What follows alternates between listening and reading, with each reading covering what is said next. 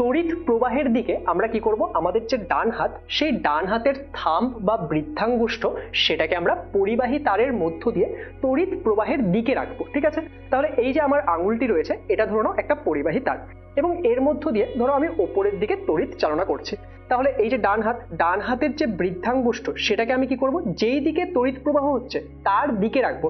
দেখো আমি বৃদ্ধাঙ্গুষ্ঠকে তো চাইলে এইভাবেও রাখতে পারতাম, কিন্তু আমাদের তড়িৎ তো ওপরের দিকে প্রবাহিত হচ্ছে, সেই জন্য আমি কি করলাম, ডান হাতের যে বৃদ্ধাঙ্গুষ্ঠ সেটাকে আমি ওপরের দিকে রাখলাম, যেই দিকে তড়িৎ প্রবাহ হচ্ছে সেই দিকে।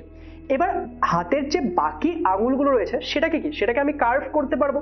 তাহলে এই বাকি আঙুলগুলোকে যখন আমি কার্ভ করছি, সেটা দেখো সেটা একটা রেখার মতো তৈরি হচ্ছে, একটা বক্ররেখার মতো। তাহলে সেই যে বক্ররেখাটি তৈরি হচ্ছে সেটাই আমাদের চৌম্বক বলরেখাকে নির্দেশ করবে।